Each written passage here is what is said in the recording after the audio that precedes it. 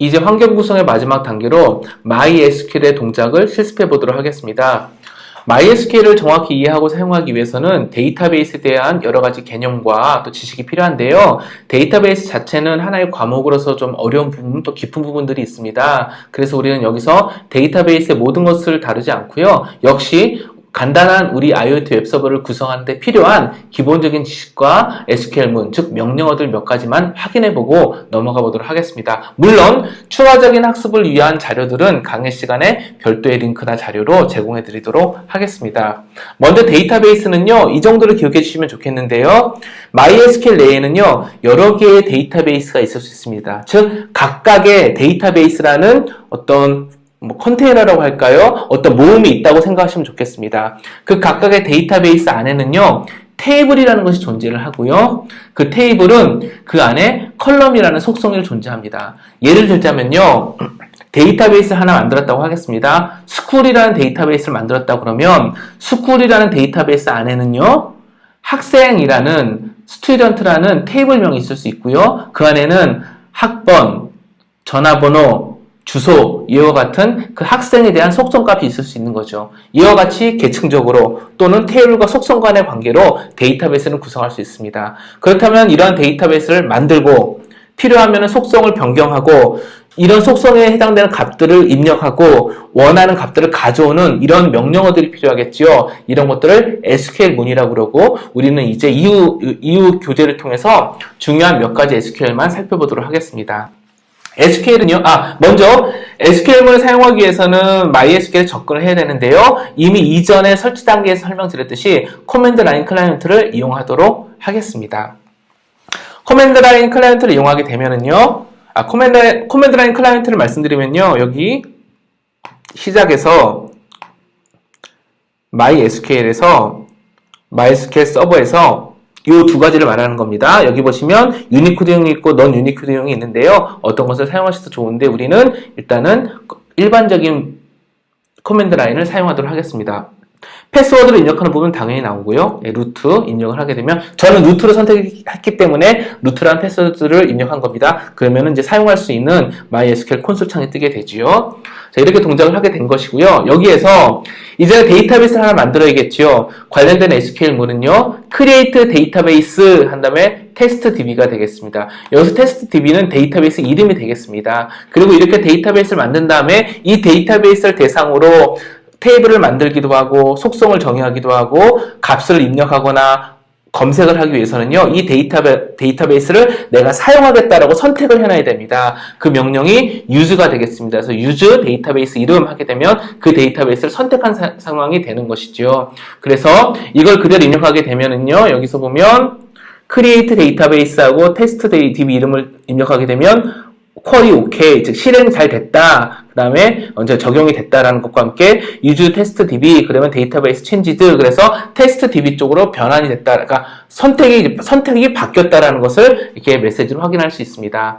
이렇게 생성한 데이터베이스는 삭제도 할 수 있는데요. 참고로 현재 사용 중인 데이터베이스는 삭제할 수 없습니다. 그러니까 현재 사용 중인 데이터를 삭제하고 싶은 경우에는 다른 데이터베이스로 use라는 명령어를 바꿔준 다음에 삭제를 할 수 있겠죠. 역시 실습을 해보면 create test db db 다른 db를 하나 만들고요. use test db2 그래가지고 test db2를 이용하겠다고 선택을 해주게 되면 이제는 drop 데이터베이스라는 명령을 이용해서 조금 전에 만들어 놓은 test db를 삭제할 수 있겠지요. 이거 기억해 주시기 바랍니다. 그리고 보통 이렇게 DB를 자체를 삭제하는 경우는 많지 않은데요. 그래도 우리가 create를 배웠기 때문에 드롭도 한번 확인해 보는 차원에서 설명을 드렸습니다. 역시 명령과 로고는 밑에 창을 확인해 주시고요. 이와 같이 우리 교재에 있는 내용 그대로가 이 동작을 하기 때문에 별도로 윈도우즈 환경에서 이 쿼리문을 직접 쳐보진 않고요. 바로바로 이렇게 교재를 통해서 확인하고 넘어가도록 하겠습니다. 물론 우리 강의 중에는 직접 실습을 할 거고요.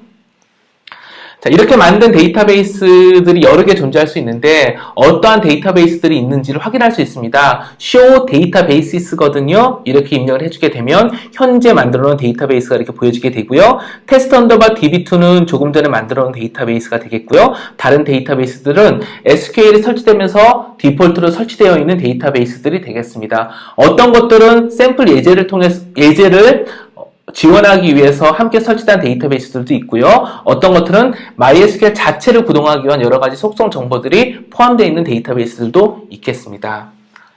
이제는 테이블을 만들 텐데요. 물론 이 테이블을 만들기 전에는 원하는 데이터베이스를 유주로 선택한 상태가 되어야겠지요. 테이블을 만드는 방법은 이렇습니다. create 테이블이고요. 테이블 이름을 적습니다. 그 다음에 가로 안에 원하는 속성을 입력해 주는데요. 원하는 속성을 입력하는 방법은 컬럼명, 즉 속성명과 그 속성명에 대응되는 데이터 타입입니다. 이를테면 테스트 컬럼 01은 인테저형이라는 것이고요.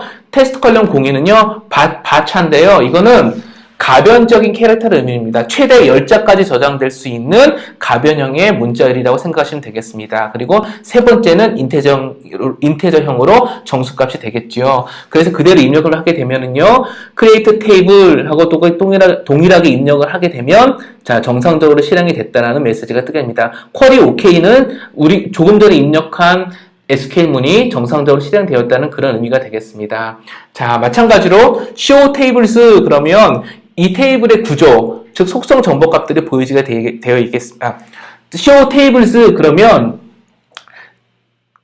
속성 값이 보여지는 게 아니라 show tables 그러면 현재 데이터베이스 내에 만들어 놓은 테이블이 무엇이 있는지가 보여지는 겁니다. 조금 전에 테이블 하나를 만들었었죠. 그렇기 때문에 테스트 테이블 01이라는 테이블이 이렇게 보여지게 되는 것입니다.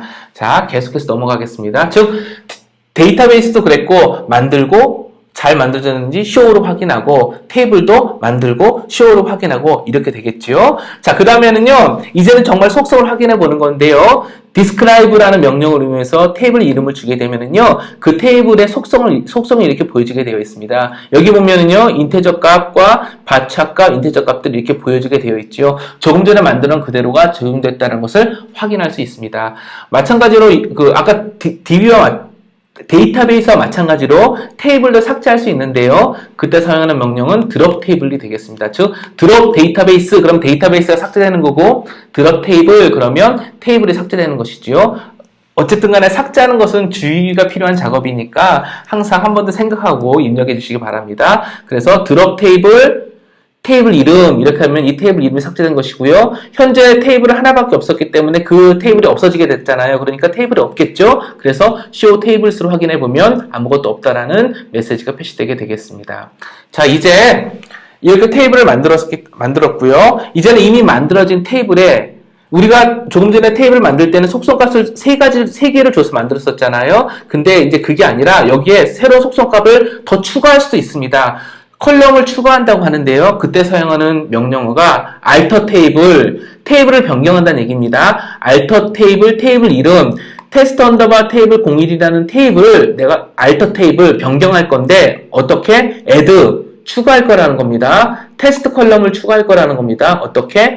바차 20으로. 그래서 이렇게 한 다음에 자, describe 명령으로 확인해 보게 되면은요. 바차 20에 테스트 언더바 컬럼 공사가 들어간 것을 확인할 수 있습니다.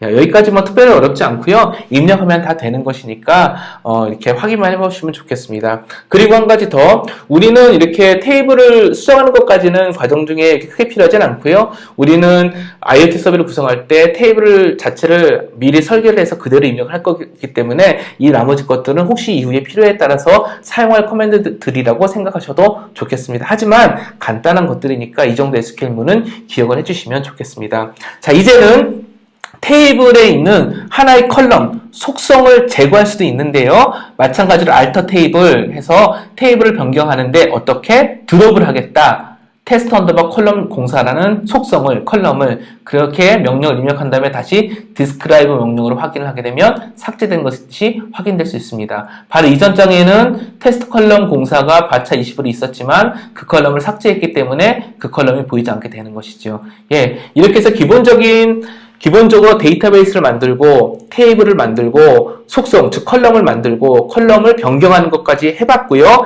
이제는 이런 가운데 이렇게 구성되어 있는 데이터베이스, 테이블에 원하는 데이터를 입력하고 또 결과를 가져오는 명령어들을 보겠습니다. 명령어들이 아주 직관적이고 단순한데요. insert into입니다. insert into, 테이블명.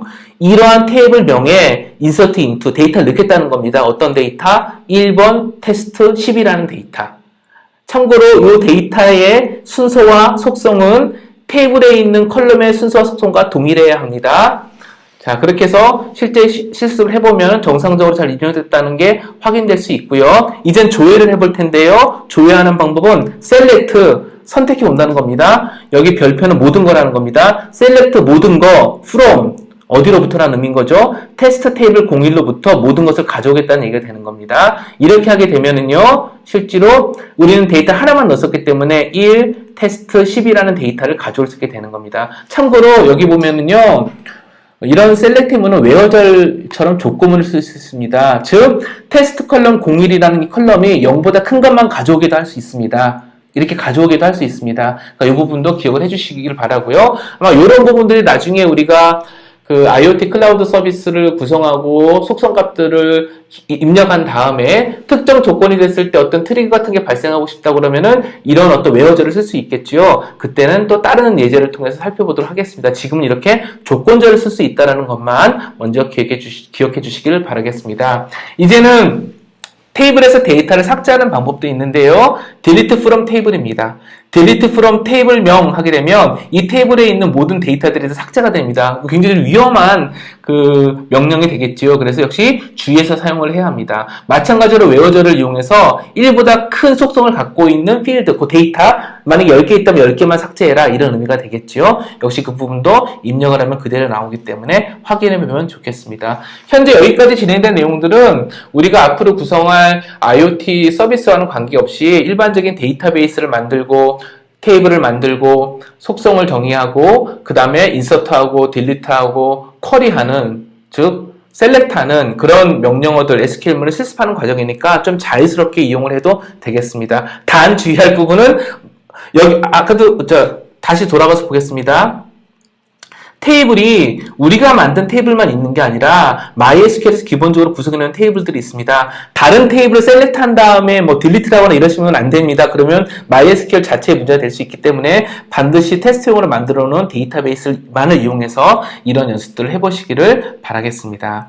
자, 여기까지 진행하게 되면 기본적으로 우리한테 꼭 필요한 데이터베이스를 제어하는 그 SQL 문 정도는 학습을 해본 상황이 되어 있고요. 우리가 이제 실제로 온도스토어 데이터를 저장하고 관리하는 또는 쿼리하는 그 웹서버를 만들 거고, 그런 웹서버를 위해서는 MySQL 데이터베이스가 필요한데요. 그때 당연히 데이터베이스와 테이블과 속성이 필요하겠지요. 그때 우리는 이러한 DB셋을 기준으로 진행을 할 겁니다. 즉, DHT11_DB라는 데이터베이스를 만들 거고요. 당연히 선택을 해야겠죠. 그 다음에 테이블을 하나 만들 건데 그 테이블은 각각 이와 같은 속성으로 만들 예정입니다.